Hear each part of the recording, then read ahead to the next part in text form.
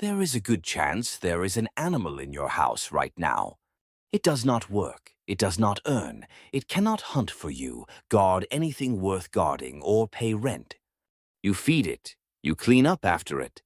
You will one day pay a vet more than you want to admit, and when it dies, you will grieve it like family. And you chose this, on purpose, knowing all of it in advance. Now look at everybody else. Millions of species on this planet, not one of them does what you are doing right now. Not one of them keeps another animal around for company. It is the single strangest thing our species does, and almost nobody has noticed it is strange. So, why us? And the answer, it is not one thing. It is never just one thing. There are several layers here. One of them is going to turn out to be wrong. Let's go. Before we go anywhere, we have to be precise about what a pet actually is, because most people are not. A pet is not an animal you like. A cow is not a pet. A cow is food. A sheepdog on a hill farm is not a pet either. That dog has a job. It earns its dinner. A police horse, a carrier pigeon, a barn cat that keeps the rats down. None of these are pets. They are all employees. A pet is the animal that gives you nothing. That is the actual definition. Not eaten, not worked, produces no wool, no milk, no eggs, no labor. It is a permanent net loss, and you maintain it anyway for its whole life on purpose. Hold on to that, because the moment you define it properly, the question gets much harder and much better. Here is the first place people go looking for a counterexample, and it is a good one. Ants keep aphids. And I do mean keep. This is not a metaphor, and it is not loose language. It is a genuine, documented, industrial-scale operation. The ants herd them. They move them along the plant to the richest feeding spots, the way you would move cattle to better grass. They defend them. Ladybirds and parasitic wasps eat aphids, and the ants fight them off. Properly fight them off. And then they milk them. The ant taps the aphid with its antennae, and the aphid releases a droplet of sugar called honeydew. The ant drinks it. Then it moves to the next one. Herding, guarding, milking. That is animal husbandry, and it was running for tens of millions of years before anyone in our family line stood upright. So, case closed. Ants have pets. No. And the reason why is the whole video. The ants are being paid. Every single day, that aphid hands over sugar. The relationship is a transaction, and the moment the aphid stops producing, the arrangement ends. And if you think that sounds cold, it gets colder. When an aphid grows wings and might fly off to start a colony somewhere the ants cannot reach, some ant species bite the wings off. Some go further and secrete chemicals that stunt the aphid's development, keeping it young because younger aphids produce more sugar. That is not a friendship. That is livestock management, with mutilation and growth control. And this is the pattern everywhere you look in nature. Take the cleaner fish. On a coral reef, there are little fish that run what is honestly best described as a shop. They pick a spot on the reef, and they stay there. Big fish come to them. And these are big fish. Predators. Fish that eat small fish for a living. A grouper will swim up, stop, and open its mouth, and the little cleaner fish swims inside it, into the mouth of a predator, and out again. It picks parasites off the skin, off the gills, out from between the teeth. The big fish gets cleaned, the little fish gets fed. Then the next customer arrives. It looks like trust. It looks like a friendship that has beaten instinct. But watch what happens when one side stops holding up the deal. Cleaner fish sometimes cheat. Instead of taking a parasite, they take a bite of the client, a mouthful of healthy mucus, which they prefer. And the client reacts immediately. It jolts. It chases the cleaner off. Sometimes it simply never comes back to that spot again. The arrangement survives exactly as long as the payment does. Every partnership between two species in nature runs on the same rule. Everybody gets paid. Every time. Nature does farming, nature does trade. What nature does not do, anywhere as far as we can tell, is keep something that pays nothing. Except that is not quite true either, and this is where it gets complicated. I want to be honest with you because there are cases that do not fit what I just said, and they are not obscure. In Kenya, a lioness called Kamunyak adopted a newborn oryx calf. An oryx is food. That is the entire relationship a lion is supposed to have with an oryx. She did not eat it, she guarded it from other lions, and she did it again with more calves more than once. In Brazil, a capuchin monkey was seen carrying a marmoset, a completely different species, feeding it and caring for it. Local observers said it went on for months. In the Pacific, a bottlenose dolphin raised the calf of an entirely different species, a melon-headed whale, for about 3 years, a full weaning. The calf grew up in the dolphin group, and macaques in zoos have adopted kittens, carried them, groomed them, defended them. So, other animals do form bonds across species. That is real, and anyone who tells you otherwise is not looking. So is the answer just, actually, we are not special? No, and the difference is precise, and once you see it, you cannot unsee it. Look at what every one of those cases has in common. They are all babies. The lioness took a calf. The capuchin took an infant marmoset. The dolphin took a newborn. The macaques took kittens. Not one of them took an adult. The leading explanation is that this is misdirected parenting. A baby animal broadcasts a signal, the way it looks, the way it sounds, the way it smells. That signal is designed to switch on care in an adult. And the machinery that responds to it is ancient. It is shared across mammals, it runs deep, and it runs fast. So it does not always check the species first. A hormonally primed adult meets an infant. The system fires, and the adult starts caring for something it has no business caring for. That is not friendship. That is a parenting instinct misfiring, a bug in a real system, and a beautiful one. Now look at what you do. Your dog is not a baby. It has not been a baby for years. It is a fully grown adult animal with gray on its face, and you are still buying it food. You did not misfire. Nobody's hormones tricked you. You went and chose it. You paid for it. You named it. You will do this again after it dies. And here is the part that really separates us. Kamunyak was one lioness. That capuchin was one monkey. These are individuals, remarkable, rare individuals. There is no lion culture of adopting oryx. No young lion is taught it. It does not spread. Although I owe you one more thing, because it is the best argument against everything I have just said. The capuchin case was written up by a primatologist called Patricia Iser. She was there. She watched it happen. And describing how the dominant male in that group behaved toward the little marmoset, she said this, that he was sometimes treating her, and these are her words, more or less like we treat our pets.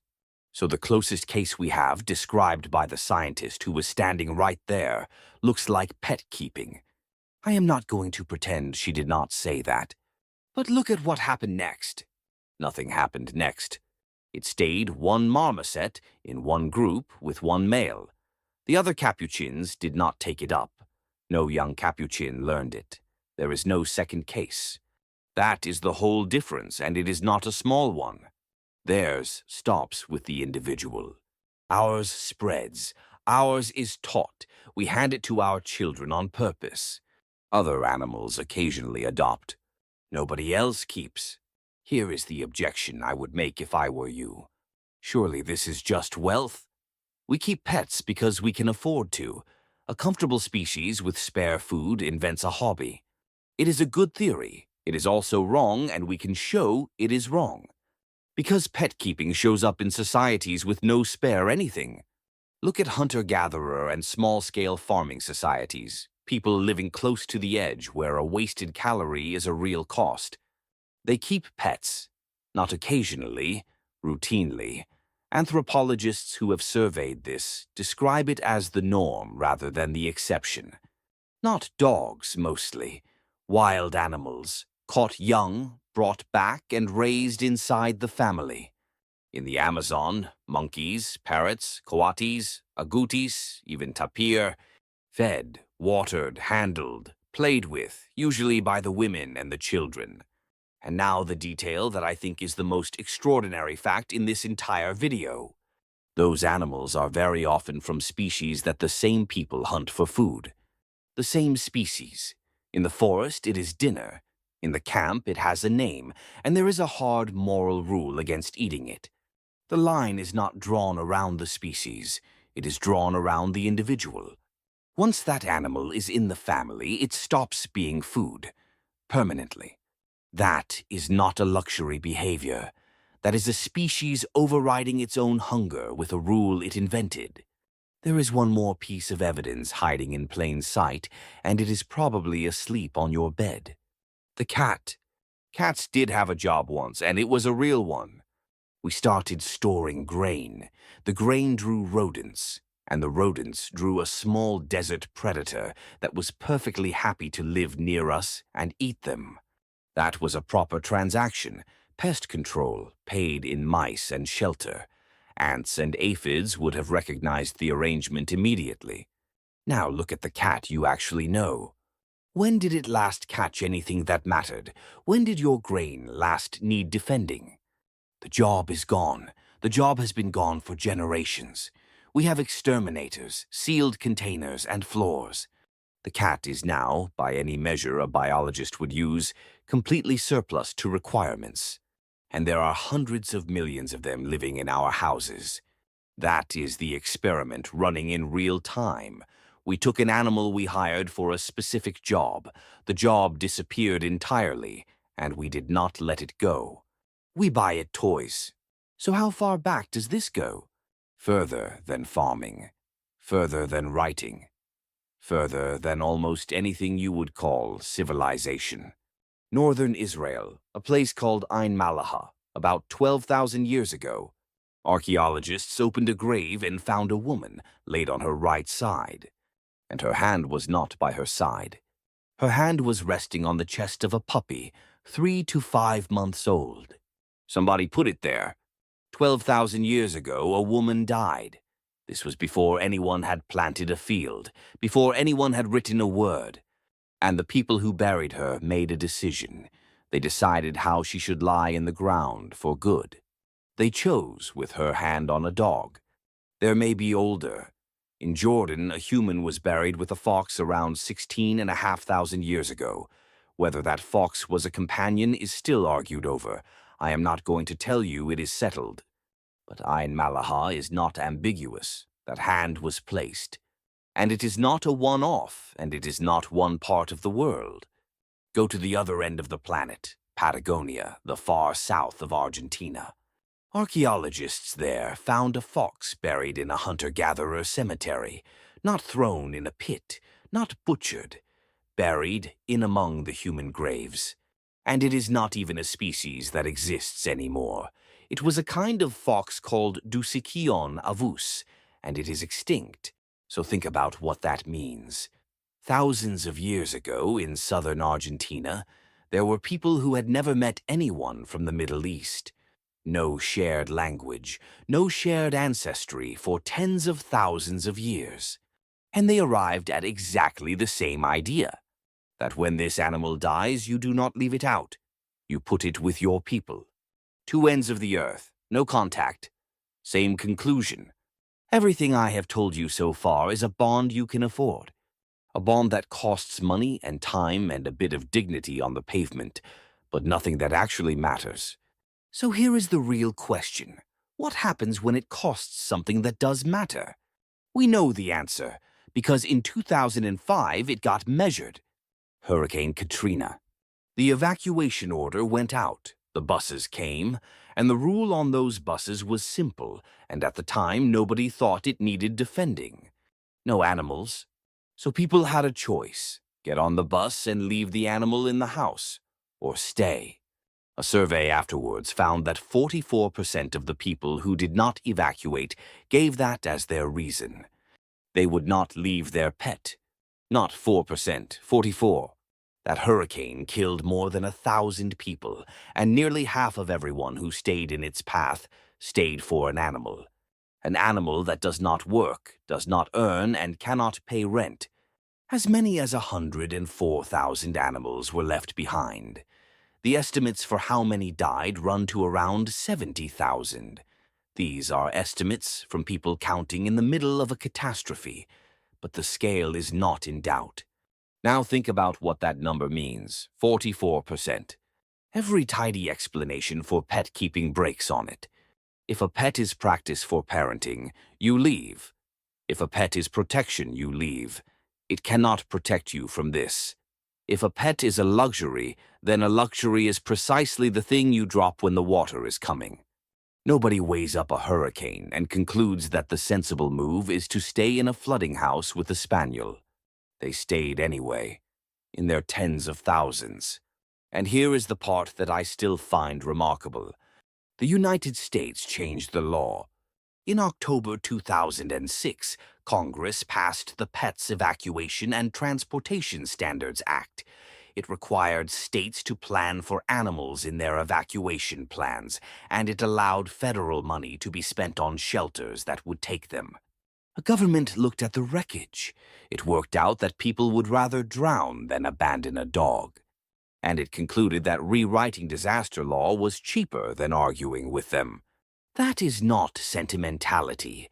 That is a legislature formally recognizing that this bond does not respond to reason. So let us go back to where we started and to the thing that looked like a problem. A pet costs you, constantly. It returns nothing you could put in a ledger. People keep trying to explain pet keeping as secretly useful. It is practice for parenting. It is protection. It is pest control. Every one of those explanations runs into the same wall. Because if this were about utility, we would keep the useful ones, and we would quietly stop feeding the rest. We do the exact opposite. We keep the ones that are no use at all. And we spend the most on them at the precise moment they are least useful, when they are old, when they are ill, when there is nothing left to gain, which suggests the cost is not a flaw in the behavior. The cost might be the whole point. An animal you maintain for nothing is proof that you have enough. Enough food, enough safety, enough surplus to spend on something that will never pay you back. A pet is a thing only a species with spare capacity can afford, and we have been doing it since before we had fields. So, why are we the only animals with pets? Not because we are the only ones who can love something.